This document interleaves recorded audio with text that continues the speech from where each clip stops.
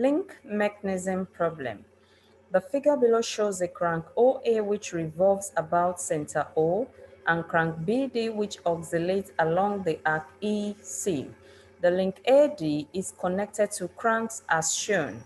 Plot the locus of the midpoint for one revolution of crank OA.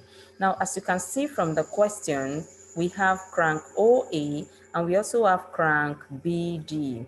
Now, crank OA and crank BD are connected together with a rod AD. And the question says we should plot the locus of the midpoint for one revolution of crank OA. One revolution means one circle, one revolution of crank OA. Now we are given from the questions OA to be 20. That means the radius of OA is 20, which is the radius of the circle, and distance between O to B is given as 60. Distance of AD, which is the rod or the link, is 70 mm, and the arc that oscillates, BD, is given to us as 40 mm. The first thing you need to do is to reproduce the diagram using the given information. Draw the circle using the radius of the circle OA, which is given as 20. Then measure a distance of 60 mm from O to B. From O to B, you measure a distance of 60 mm, and AD is equals to 70. AD, A to D is equal to 70. How do you connect A to D? The first thing you draw is BD. You draw BD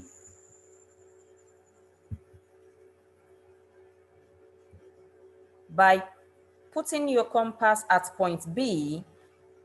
You draw the arc using the radius of BD. The radius of BD is 40.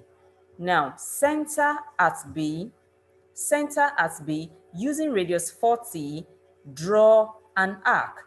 Then when you are done with the arc, connect A to D. How do you connect that? Using the given measurement, which is 70.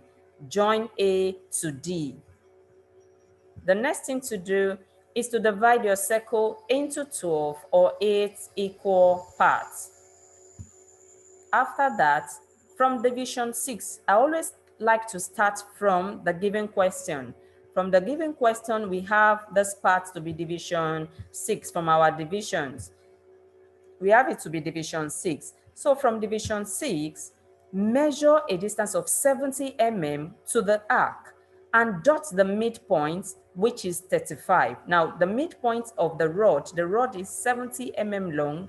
The midpoint is the locus we are looking for. So at point 6, draw your rod, measure 70 mm to the arc, and locate the midpoint, which is 35. Repeat the same thing, go to division 5.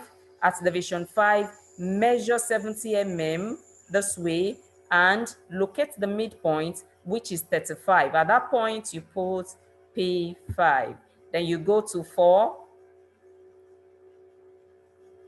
You measure the same length, knowing fully well that the length of the rod cannot be altered.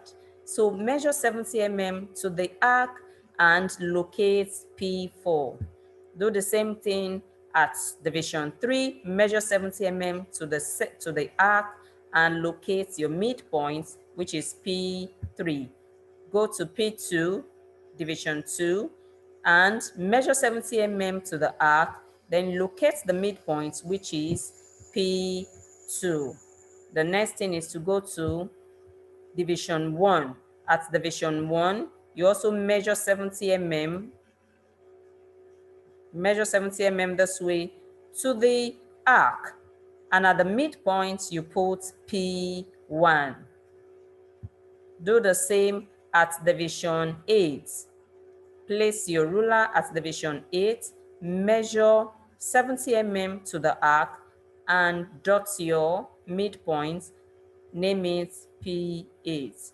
Now, when you are done with all this, you join the points together, join P1 to P2 to P3 to P4 to P5.